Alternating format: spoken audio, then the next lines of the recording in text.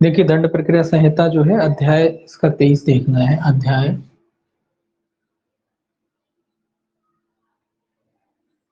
23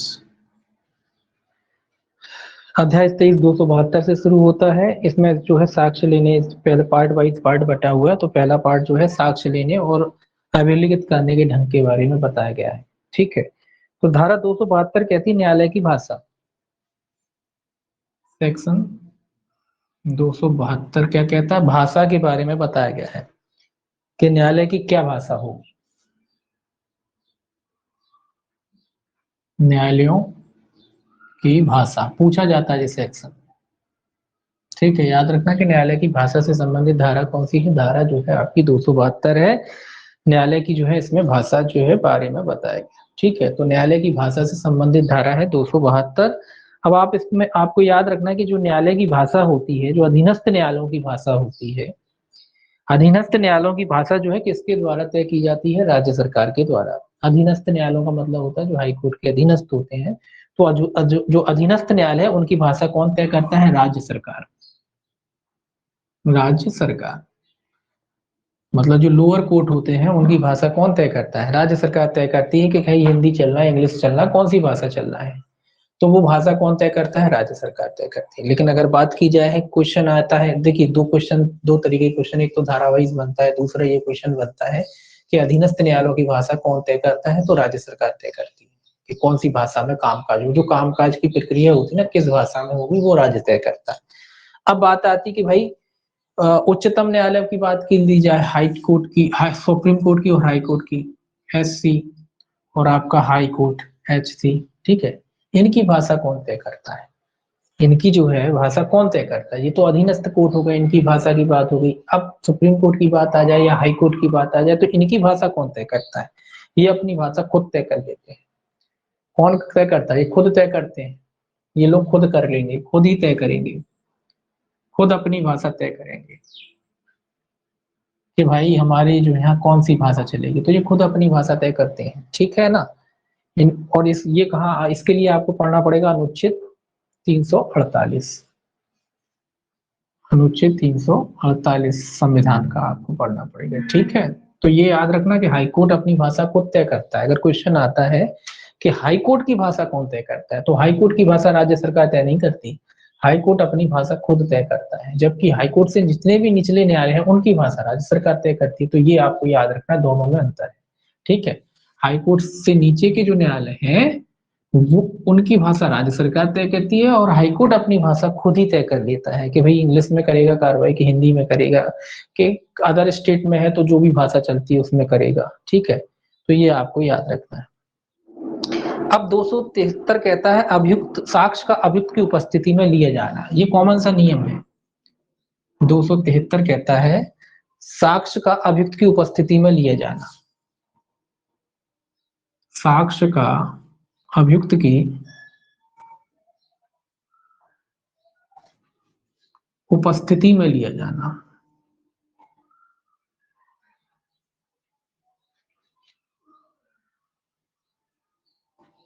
basically ये जो section है ना, ये आपको हेडिंग से इस संबंधित में ज्यादा डीपली पढ़ने की आवश्यकता नहीं, बस समझना है थोड़ा सा। आप ये जानते ही हैं कि भाई जो भी साक्ष्य लिए जाते हैं या जो भी कार्रवाई की जाती है, जैसा भी बताया गया है, जो भी कार्रवाई की जाती है उसमें लिखा है कि भैया जो भी साक्ष्य लिए जाएंगे उसकी व्यक्तिगत हाजिरी में दिए जाएंगे। इसमें लिखा अभिव्यक्त रूप से जैसा उपबंध है तो उसके सिवाय विचारण या अन्य कार्रवाई के अनुक्रम में लिया गया सब साक्ष्य अभियुक्त की उपस्थिति में या जब उसे व्यक्तिगत हाजिरी से अभिमुक्त कर दिया गया है तब उसके प्लीडर की उपस्थिति में लिया जाएगा। तो कॉमन सा नियम है ये कह रहा है कि कुल मिला के पीठ पीछे साक्ष्य नहीं होना चाहिए कि अभियुक्त है ही नहीं और आपने साक्ष्य ले लिया। कोई भी कार्रवाई हो रही है उसके खिलाफ तो जो भी साक्ष्य लिए जाएंगे वो अभियुक्त की उपस्थिति में लिए जाने चाहिए। अगर उससे व्यक्तिगत हाजिरी से छूट दे रखी है तो जो भी उसका अधिवक्ता है उसकी उपस्थिति में जो है उसके साक्ष्य लिए जाने चाहिए। कुल मिला के ये है कि उसकी पीठ पीछे कार्रवाई नहीं करना चाहिए, है ना। सामने वाला जिस व्यक्ति के विरुद्ध कोई कार्रवाई हो रही है उसको भी तो पता पड़े कि भाई उसके खिलाफ क्या कार्रवाई हो रही है। तो ये एक तरीके से जो प्राकृतिक न्याय का सिद्धांत है कि जो भी व्यक्ति के खिलाफ कार्रवाई हो रही है उसके सामने कार्रवाई हो। अगर छूट दे रखी है तो फिर उसके जो है अधिवक्ता है जो उसकी तरफ से पेश होता है एडवोकेट, उसकी उपस्थिति में उसका साक्ष्य लिए जाना चाहिए। ठीक है, ये तो कॉमन नियम है। इसका अपवाद भी है, इसका अपवाद है धारा 299। अपवाद क्या है इसका?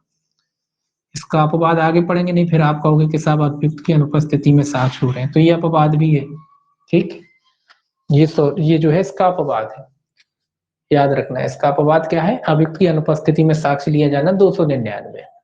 किन परिस्थितियों में लिया जाता? कई परिस्थितियां हो सकती हैं। अब मान लो अभियुक्त फरार हो गया, बुलाने पे ही नहीं आ रहा है, फरार हो गया है, तो फिर क्या उसके खिलाफ उसकी अनुपस्थिति में फिर साक्ष्य लिया जा सकता है? मजबूरी है फिर तो भाई, बुला रहे हैं नहीं आ रहा है, फरार हो गया है, कई और वजह भी होती हैं, तो फिर उसकी अनुपस्थिति में जो है साक्ष्य लिया जा सकता है। तो ये 299 उसका अपवाद है। ठीक है, सामान्य नियम तो कहता है अब की उपस्थिति में लो, लेकिन कई बार ऐसी कंडीशन हो जाती है कि पॉसिबल नहीं है। हमने बोला कई बार आपने सुना होगा कि अब व्यक्ति जो है फरार हो जाते हैं, गायब हो जाते हैं, तो फिर क्या करेंगे? क्या जब तक वो उपस्थित नहीं होगा क्या कार्रवाई नहीं बढ़ेगी आगे? खूब मौके दे दिए, नहीं आ रहा है, तो फिर क्या कार्रवाई आगे नहीं बढ़ाएंगे? तो फिर उसकी अनुपस्थिति में लेने ही पड़ेंगे ना, तो फिर 299। ठीक, तो कॉमन नियम तो कहता है कि उपस्थिति में लिया जाए, अगर वो नहीं है, उसकी तरफ से अधिवक्ता पेश है, तो उसकी उपस्थिति में जो है साक्ष्य लिए जाए। ठीक, अब देखिए आगे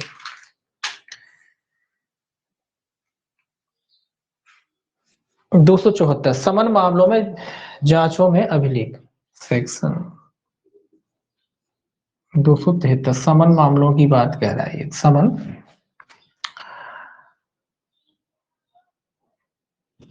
सॉरी 274 है, 274 274 समन मामलों में और जांचों में अभिलेख। समन मामलों में और जांचों में अभिलेख।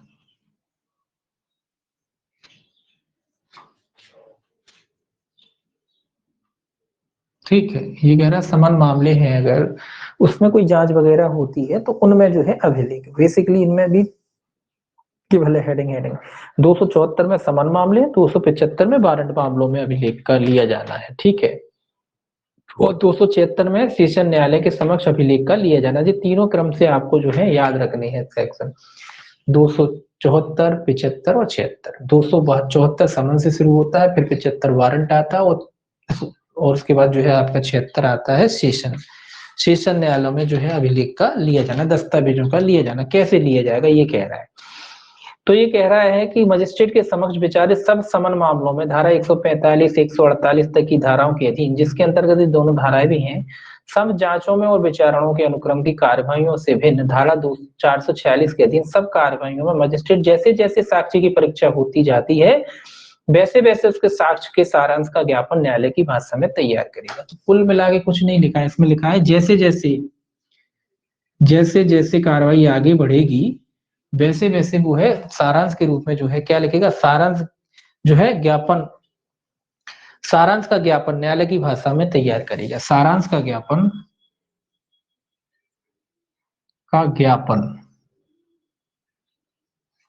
न्यायालय की भाषा में तैयार करेगा,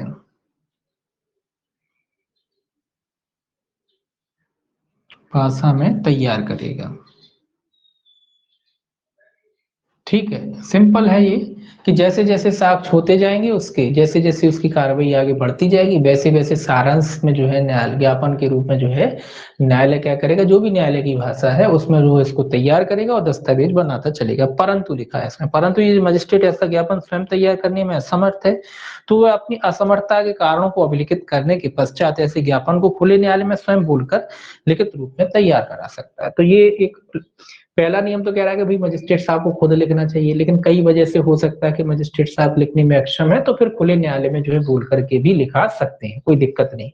नॉर्मली खुल बोल कर ही लिखाते, कोई मजिस्ट्रेट हाथों से नहीं लिखता ना टाइप करता है।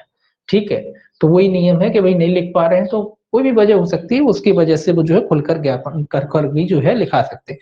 कुल मिला के जो बयान वगैरह लिए जाते हैं ना, उसी के बारे में कह रहा है कि कैसे जैसे जैसे कार्रवाई होती जाएगी वैसे आपने देखा भी होगा जब कोर्ट जाते हैं तो जैसे जैसे कार्रवाई होती जाती है वहीं बगल में टाइपिंग होती चली जाती, मजिस्ट्रेट साहब बोलते चले जाते हैं, वो टाइपिस्ट टाइपिंग करता चला जाता है और अभिलेख तैयार होते चले जाते हैं।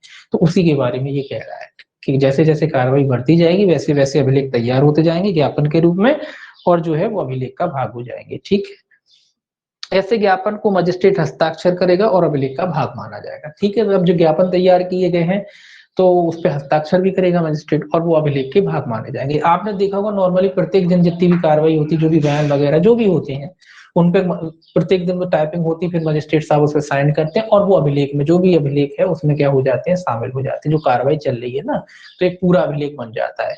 आज की कार्रवाई, कल की कार्रवाई, परसों की कार्रवाई, वो सब मिला के जो है फिर वो लास्ट में जो है फिर जजमेंट वगैरह किए जाते हैं। तो उसी के लिए कह रहा है, ठीक है। सेम यही बात वारंट के मामले में 275 सेक्शन 275, यहाँ आपको लिखना है वारंट, ठीक है। बस इतना याद रखना है, सेक्शन 272 में समन है, 74 में समन है, 275 में वारंट है। वारंट मामलों में अभिलेख, वारंट मामलों में अभिलेख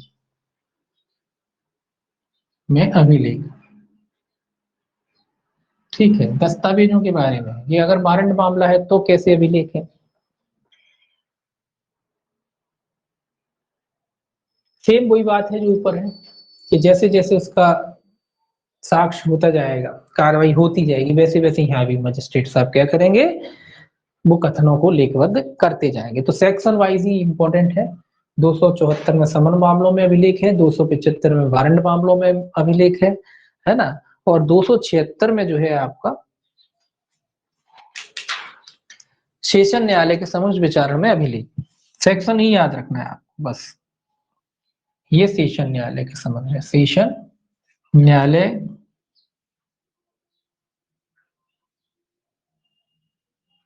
में अभिलेख, ठीक है। सेक्शन वाइज क्रम से याद रखना है, इसमें से पूछते हैं कि भाई कौन सा अभिलेख किस कहाँ कहाँ किस किस न्यायालय के अभिलेखों के बारे में बताया गया है, ठीक है। सेम एक ही बात है सब में, कोई अलग बात नहीं है, जो बात है यहाँ वही बात है, कोई अलग से बात नहीं है, ठीक है। जैसे जैसे कार्रवाई आगे बढ़ेगी वैसे वैसे दस्तावेज तैयार होते चली जाएंगे, ठीक है। जो भी न्यायालय की भाषा उसमें तैयार किए जाएंगे, है ना। और न्यायालय चाहे तो अगर बोलकर जो है खुले न्यायालय में लिखा सकता है, और जितने भी अभिलेख तैयार किए जाएंगे उस पर न्यायाधीश अपने हस्ताक्षर करेगा और वो अभिलेख का भाग होगा, ठीक है। तो सेक्शन याद रखना है, सेम एक ही बात है सब में।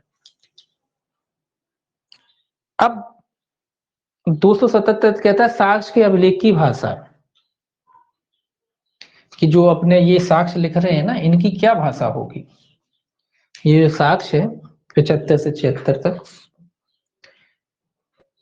साक्ष्य जो है उनकी क्या भाषा होगी समान मामलों में, जहां साक्ष्य 75 और 76, 75 76 के बाद 74 के बारे में नहीं कह रहा है। इसमें तो पहले ही ऑलरेडी सेक्शन में ही कहा गया कि न्यायालय की भाषा में लिखेंगे। बाकी इनकी कह रहा है कि 75 75 76 में जो है क्या होगा, भाषा क्या होगी, साक्ष्य के अभिलेख की भाषा। सेक्शन है 277, सीधा लिखिए अभिलेख की भाषा, अभिलेख की भाषा। देखिए 272 में किसकी भाषा पढ़ी थी अपन, न्यायालय की भाषा, तो यहाँ क्या कर लिख रहे हैं अपन, अभिलेख की भाषा, ठीक है। 277 में अभिलेखों की भाषा, जो डॉक्यूमेंट है उनकी क्या भाषा होगी, किस भाषा में उनको लिखा जाएगा, ठीक है। तो यहाँ नियम थोड़ा सा अलग चलता है, क्या चलता है कि सीधी सी बात है कि यदि साक्षी जो है न्यायालय में अगर पेश हुआ है, अगर साक्षी न्यायालय की भाषा में साक्ष्य देता है, मतलब उदाहरण के लिए मान लो कि न्यायालय की भाषा हिंदी है और हम साक्षी हैं और हम हिंदी में साक्ष्य देते हैं, तो सौ सी बात है उसी भाषा में लिखे जाएंगे, कोई दिक्कत नहीं, ठीक है। यदि मान लीजिए कि कोई हमारे न्यायालय की भाषा हिंदी है, तो सिंपल सी बात है, याद रखना है कि अगर न्यायालय की भाषा और साक्षी की भाषा सेम है तो उसी भाषा में लिखे जाएंगे। कई बार ऐसा होता है कि मान लो न्यायालय की भाषा हमारी हिंदी है और कई किसी दूसरे प्रदेश का कोई व्यक्ति है वो साक्षी है, अब वो यहाँ आता ना, उसे इंग्लिश आती ना हिंदी आती, तो क्या करेंगे, फिर उसी की भाषा में साक्ष्य लिखा जाएगा, जो उसकी भाषा है उसी भाषा में जो है साक्ष्य लिखा जाएगा। अगर कोशिश की जाएगी ट्रांसलेशन हो जाए, नहीं हो पाता तो उसी की भाषा में जो है पहले तो जो है अन्य भाषा में अगर साक्ष्य देता है तो उसी की भाषा में लिखा जाएगा। और आगे लिखा है कि यदि ऐसा साध्य ना हो तो जैसे जैसे साक्ष्य की परीक्षा होती जाती है वैसे वैसे साक्ष्य न्यायालय की भाषा में सही अनुवाद तैयार किया जाएगा और उस पर मजिस्ट्रेट के पीठासीन अधिकारी द्वारा हस्ताक्षर किए जाएंगे और अभिलेख का भाग होगा। ये तो सिंपल बात है कि अब दो बातें होती है, क्या होता है कि कुछ ऐसी भाषाएं होती है जैसे इंग्लिश में लिखती है तो कोई दिक्कत नहीं, उसके ट्रांसलेशन की आवश्यकता नहीं होती, जैसा आप समझते हैं। लेकिन कई बार तमिल में लिखवा दिया अब साक्ष्य, अब तमिल में लिखाया है, यहाँ की भाषा हिंदी है, जज साहब को आती नहीं है तमिल, तो क्या करेंगे, तो ट्रांसलेशन भी तो जरूरी है। तो जैसे जैसे उसका साक्ष्य का साध हो, मतलब अगर कोई ट्रांसलेटर है तो ठीक ठीक ठीक उसका ट्रांसलेशन किया जाएगा, और वो है ट्रांसलेशन भी जो है जो उसका साक्ष्य उसके साथ लगा दिया जाएगा, और उस पर न्यायालय हस्ताक्षर करता है, ये तो कॉमन नियम है। ठीक है, तो ये याद रखना। और ये कह रहा है कि मान लो अगर उसकी भाषा में लिखा जाता है साक्ष्य, तो यथाशीघ्र पहले तो कोशिश की जाएगी कि एक साथ हो जाए ट्रांसलेशन, अगर नहीं हो पाता तो यथाशीघ्र फिर जो है उसका ट्रांसलेशन जो है न्यायालय की भाषा में तैयार किया जाएगा। तो क्या बातें आई इसमें अभिलेख की भाषा के बारे में, इसमें दो बातें आई।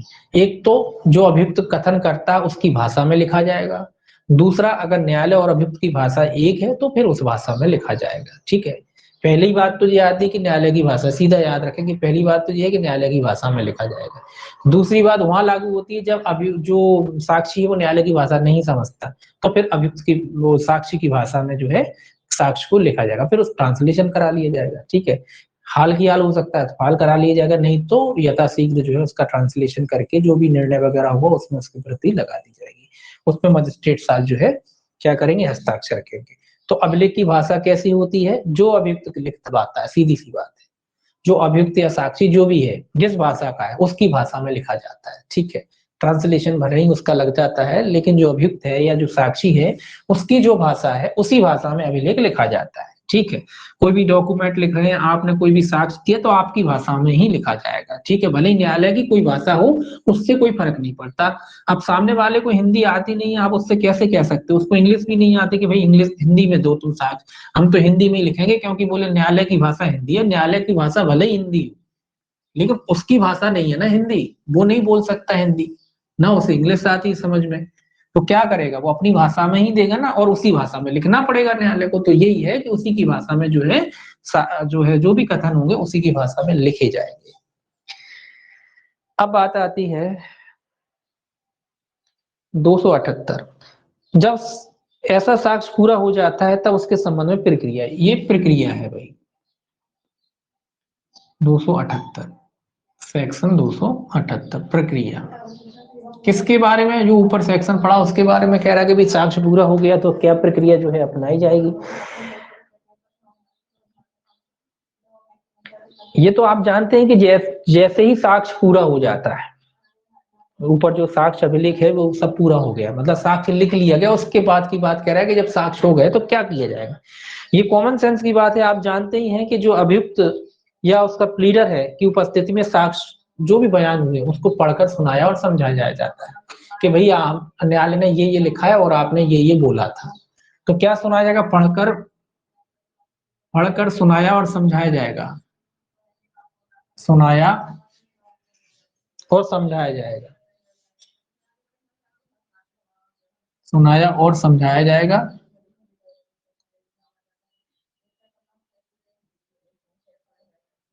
जो भी बयान उसने दिए हैं उसको उसके बयानों को पढ़कर सुनाया समझाया जाएगा।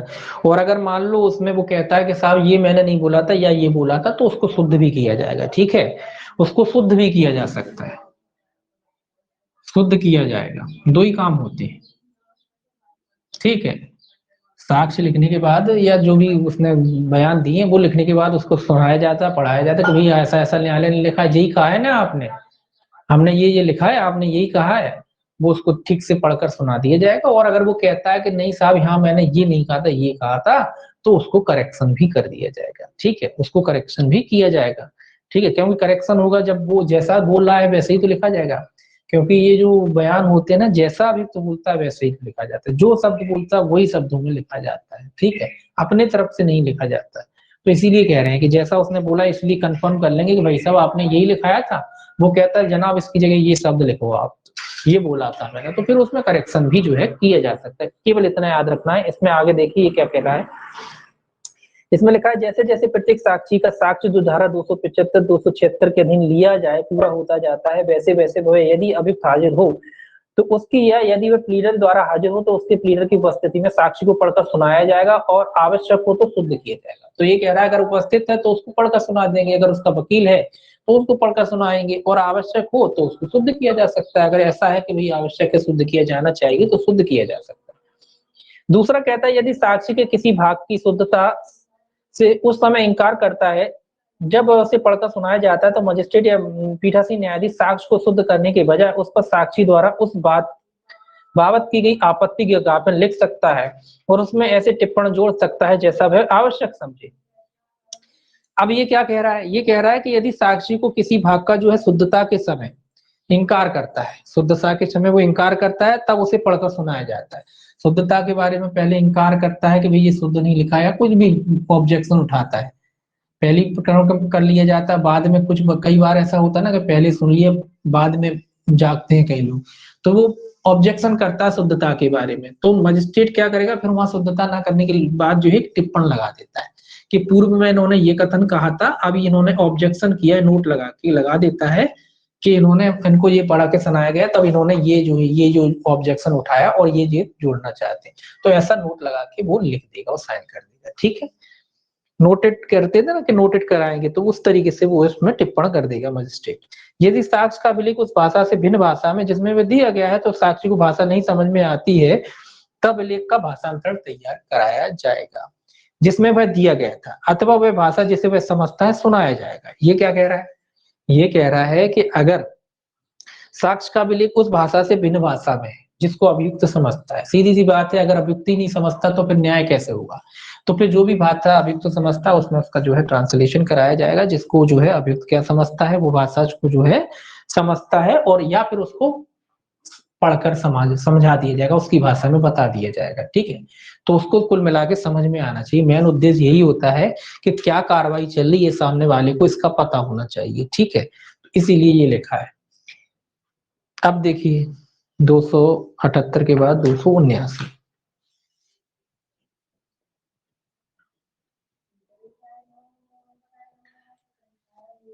सेक्शन 279 है।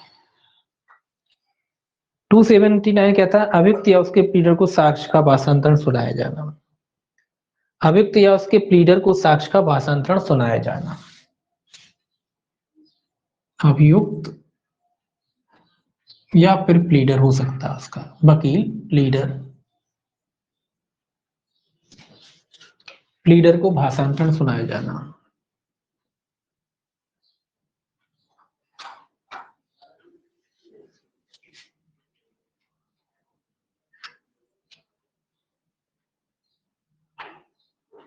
ठीक है, अभियुक्त हो गया या प्लीडर हो गया उसका, तो ट्रांसलेशन के बारे में कह रहा है। तो जैसे हेडिंग है वैसे क्लियर है इसमें कि जब कभी भी कोई साक्षी ऐसी भाषा में दिया जाता है जो अभियुक्त नहीं समझता है और वह न्यायालय में स्वयं उपस्थित है, तब खुले न्यायालय में उसे उस भाषा में उसका भाषांतरण सुनाया जाएगा जिसको वह समझता है।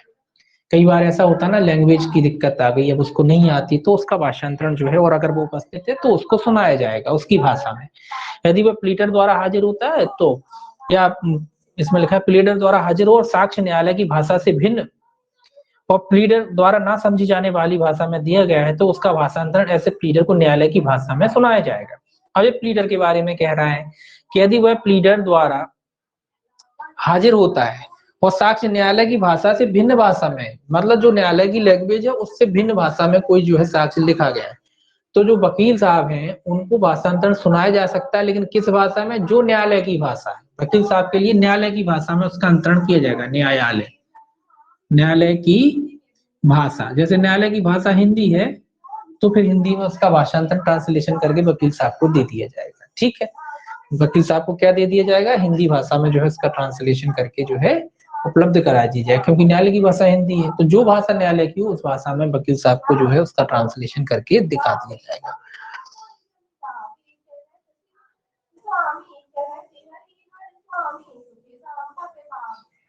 अब तीसरा कहता है कि अगर कोई दस्तावेज एविडेंस के रूप में प्रस्तुत की गई है, तो ये न्यायालय का विवेक अधिकार है कि वो उसका कितना जो है भाग का भाषांतरण कराता है, पूरा कराना चाहता है कि कुछ पार्टली कराना चाहता है, तो ये न्यायालय के ऊपर है।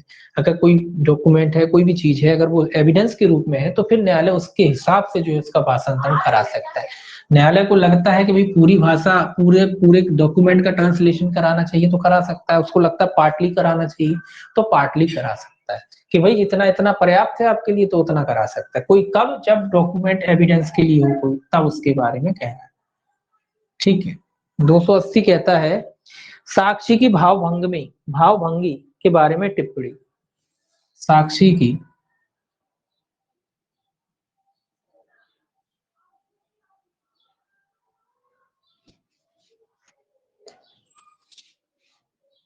भंगिमा होता है वैसे सही शब्द, भाव भंगिमा के बारे में टिप्पणियां।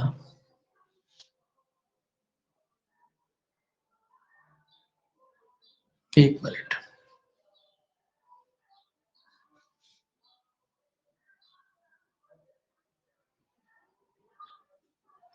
साक्षी की भाव भंगिमाओं के बारे में टिप्पणियां।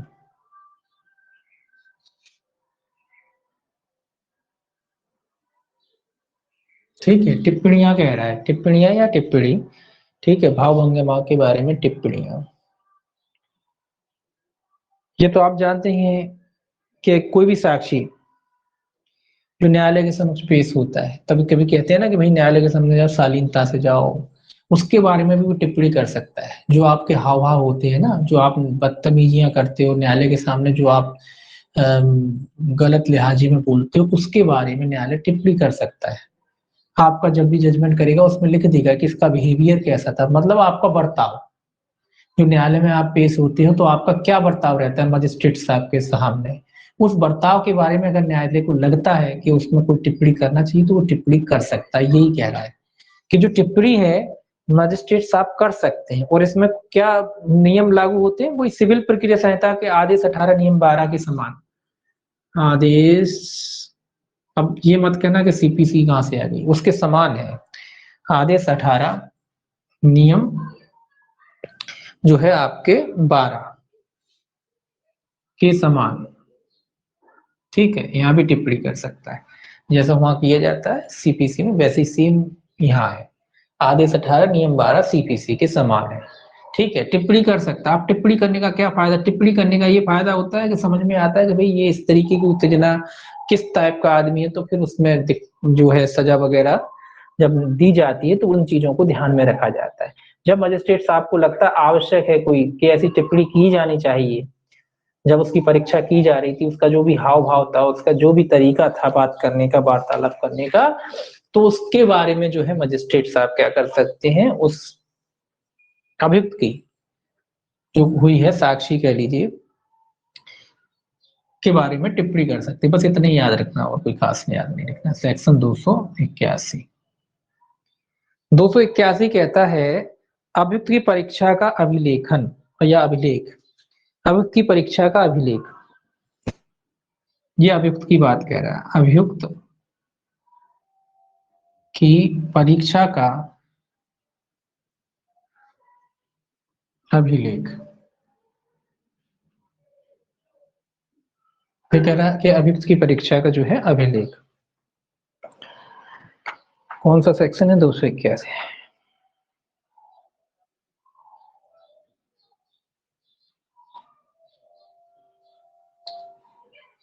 देखिए ये कह रहा है कि जब कभी अभियुक्त की परीक्षा किसी महानगर मजिस्ट्रेट द्वारा की जाती है तो मजिस्ट्रेट अभियुक्त की परीक्षा के सारांश का ज्ञापन न्यायालय की भाषा में तैयार करेगा और ऐसे ज्ञापन मजिस्ट्रेट द्वारा हस्ताक्षर करेगा और अभिलेख का भाग होगा।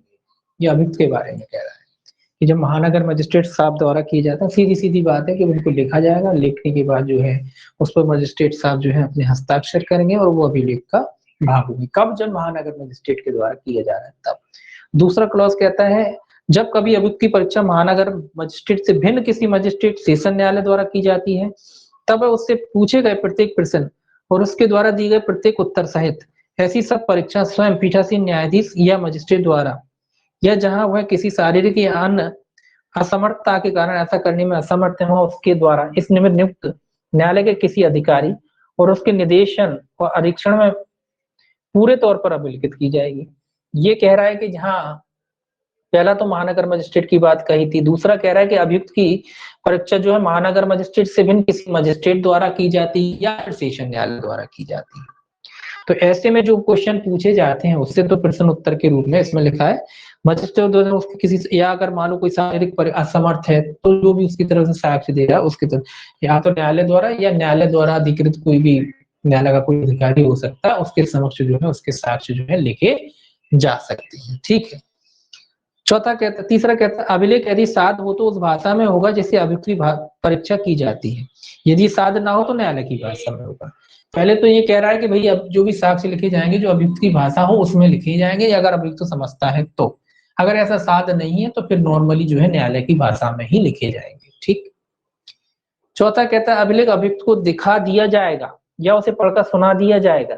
यदि वह भाषा नहीं समझता जिसमें वह लिखा गया है तो उसके भाषांतरण उसे उस भाषा में जिसमें वह समझता सुनाया जाएगा, और वह अपने उत्तरों का स्पष्टीकरण करने या उससे कोई बात जोड़ने के लिए स्वतंत्र होगा। ये कह रहा है कहीं कोई बात जो ऊपर है वो सेम बात इसमें आ रही है कि अगर पहले तो कोशिश की जाएगी उसी की भाषा में है, और मान लो अगर उसकी वो भाषा नहीं समझता है तो फिर ट्रांसलेशन उपलब्ध कराया जाएगा, उसके बाद उसको समझा दिया जाएगा। समझाने के बाद जो है अगर वो कहता है कि भाई इसमें ये जोड़ना है तो वो चीजें उसमें जोड़ दी जाएगी। ठीक है ना, क्योंकि भाषा का दिक्कत होता है तो हो सकता है कुछ हम वो सामने वाला कुछ कहना चाहता हो और उसका अर्थ हमने कुछ लगा लिया, तो ऐसे में फिर उसका जो है जो भी वो कहता है उसमें संशोधन जो है आगे कर दिया जाएगा या जोड़ दिया जाएगा। पढ़ने के बाद सुनाया जाएगा, जो लिखा जाता है ना पढ़ा जाता है, पढ़ने के बाद उसे समझाया जाता है।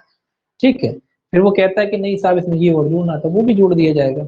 आगे कहता है तब उस अभियुक्त और मजिस्ट्रेट या पीठासीन न्यायाधीश हस्ताक्षर करेंगे।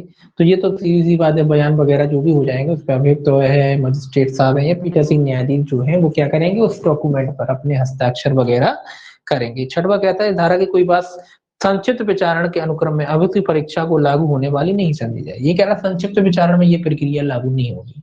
ठीक। क्यों लागू नहीं होगी? इसीलिए लागू नहीं होगी कि भाई वो तो वैसे ही संक्षिप्त प्रक्रिया, उसमें फिर भाषांतरण होगा, ट्रांसलेशन, वो कोई जरूरत नहीं होती, ना इतनी बड़ा उसमें सजाएं होती हैं, है ना, इसीलिए उसमें ये लागू नहीं होती। कोई इतनी ज्यादा उसमें सजा नहीं होती संक्षिप्त विचारण में, इसलिए फिर उसमें इस तरीके की प्रक्रिया फॉलो करने की जो है आवश्यकता नहीं है। अब देखिए सेक्शन 282 सेम एक से सेक्शन है, सब सेक्शन याद रखना, ये वाला जो चैप्टर है इतना याद रखना, इसमें सेक्शन पूछे जाते हैं, सेक्शन रट लेना आपको बस। ठीक है, बाकी अंदर कुछ ऐसा खास इसमें है नहीं। ठीक। सेक्शन वाइज इंपॉर्टेंट है, सेक्शन इंपॉर्टेंट याद रखना, छोटी मोटी चीजें आई हैं बीच में तो वो तो वैसे भी एक बार सुन लिया तो याद रहेगी, वो भूलने वाली नहीं है। वो ऐसी चीजें नहीं है, ना रटने वाली चीजें हैं ना भूलने वाली चीजें, आप एक बार सुन लोगे याद रहेंगी। ठीक है। सेक्शन जरूर इसके याद कर लेना, परीक्षा में सीआरपीसी में यहाँ से सेक्शन पूछे जाते हैं। ठीक। अब 282 कैसा दुभाषिया ठीक ठीक भाषांतरण करने के लिए आबद्ध होगा। दुभाषिया मतलब ट्रांसलेटर, जो लैंग्वेज ट्रांसलेट करते हैं ना उनकी भाषा कह रहा है दुभाषिया। हिंदी एक शब्द है ये दुभाषिया। दुभाषिया का मतलब होता है जो एक से अधिक लैंग्वेज जानता है, दो से अधिक भाषाएं जानता है, दुभाषिया दो भाषाएं जानता है। ठीक है। तो दुभाषिया ठीक ठीक भाषांतरण करने के लिए आबद्ध हुआ। दुभाषिया ठीक ठीक ठीक ठीक भाषांतरण करने के लिए आबद्ध होगा। ये जिम्मेदारी है उसकी कि भाई आप ट्रांसलेटर हो, आपकी जिम्मेदारी है, आपकी लायबिलिटी है कि आप ठीक ठीक भाषांतरण करें। ऐसा नहीं क्योंकि भाई न्यायालय को भी नहीं पता, न्यायाधीश जज साहब बैठे उनको भाषा नहीं आती और उसने वो जो दिया है वो उसको न्यायाधीश की भाषा नहीं आती। अब बीच का बिचौलिया यही है। अब अगर ये पूरा खेल बिगाड़ सकता है, अगर इसने कुछ चीज को कोई शब्द को यहाँ का वहां कर दिया तो पूरा मामला बिगड़ जाएगा। तो इसीलिए लायबिलिटी डाल दी गई है इस व्यक्ति पे कि भाई ये जो व्यक्ति है जो दुभाषी है, जैसे ट्रांसलेटर कहते हैं, जो ट्रांसलेट करता है भाषा को, वो ठीक ठीक भाषा का ट्रांसलेटर करेगा। जो भाषांतरण करेगा वो कैसा करेगा, ठीक ठीक तरीके से करेगा। इस ट्रांसलेट करना इसी का काम है, तो ये क्या करेगा, ठीक ठीक भाषांतरण, जैसा वो कहेगा वैसा ही ये जो है भाषांतरण करेगा, अपने हिसाब से नहीं करेगा। ठीक है। इसीलिए इस पे लायबिलिटी डाली गई, इस पे जिम्मेदारी डाली गई है कि भाई इसकी जिम्मेदारी है, इसीलिए ये इसीलिए ये ठीक ठीक करते हैं। अगर जिम्मेदारी नहीं होती तो फिर हो सकता गड़बड़ करते हो, गड़बड़ कर भी सकते थे। तो इसलिए ये एक तरीके से बाध्यता डाल दी गई है कि इनकी बाध्यता है, इनको ठीक ठीक ही करना पड़ेगा भाषांतरण। ठीक है। 283 कहता है उच्च न्यायालय में अभिलेख। सेक्शन 283 क्या कहता है, उच्च न्यायालय में अभिलेख, सब अभिलेख हैं उच्च न्यायालय में